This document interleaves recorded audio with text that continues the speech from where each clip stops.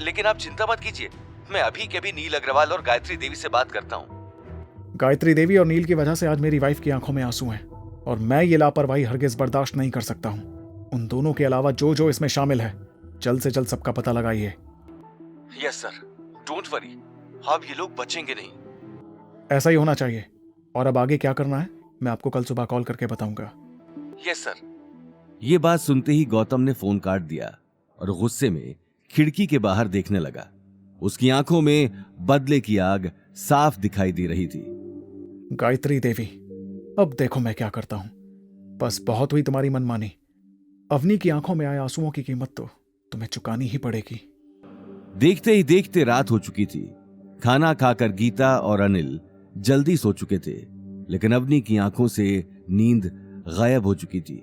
गौतम भी उसे बेचैन देखकर सो नहीं पा रहा था। जैसे तैसे रात काटने के बाद गौतम सुबह अवनी को छोड़ने ऑफिस चला गया।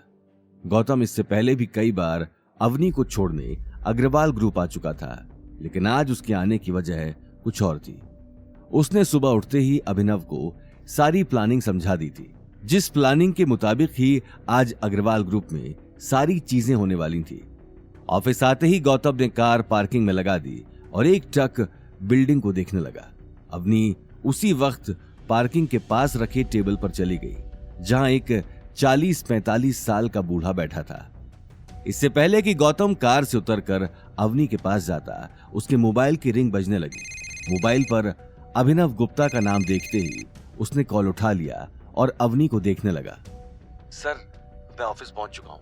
अब सिर्फ आपके बताए हुए नाटक की शुरू होने की देर है। मिस्टर अभिनव, ध्यान रहे, किसी को मुझ पर शक नहीं होना चाहिए। सर, मैं आपकी कही एक एक बात को अच्छे से समझ गया। Trust me, I will not let you down. Good. Gautam ने अगले ही पल कॉल काट दिया और कार से उतरकर अवनी को देखने लगा। अवनी के चेहरे पर अभी तक गायत्री देवी का डर बना हुआ था। अवनी, दादीसा के बात के बारे में ज्यादा मत सोचो। आखिर सच ज्यादा दिन तक छुप नहीं सकता है। और तुम देखना, दादीसा ये कॉन्ट्रैक्ट तुम्हारे बिना नहीं कर पाएंगी।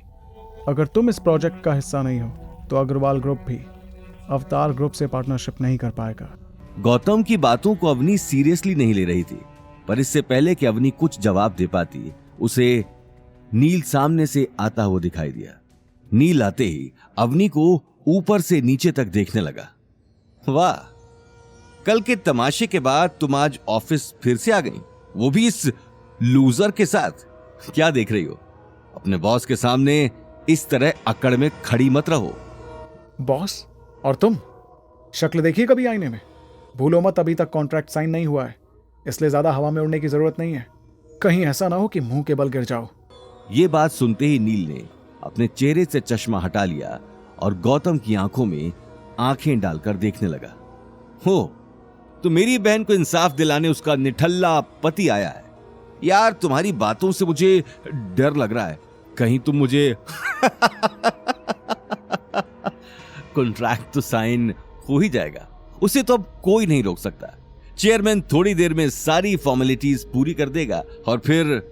ये बात कहते हुए नील अवनी को मुस्कुराते हुए देखने लगा। थैंक यू अवनी, अपनी डिजाइन के लिए। यह बात सुनते ही गौतम ने नील का कॉलर पकड़ लिया। गौतम का सब्र अब टूट चुका था। अवनी ने उसी वक्त गौतम को पकड़कर पीछे कर लिया। अवनी ये बात अच्छे से जानती थी कि नील कितना बड़ा गुंडा है। नील पीछे हटकर कपड़े ठीक करने लगा और मुस्कुराते हुए ऑफिस के अंदर चला गया। गौतम एक टक उसे जाता हुआ देखता रहा और कुछ ही देर बाद अवनी के साथ वो भी अंदर चला गया।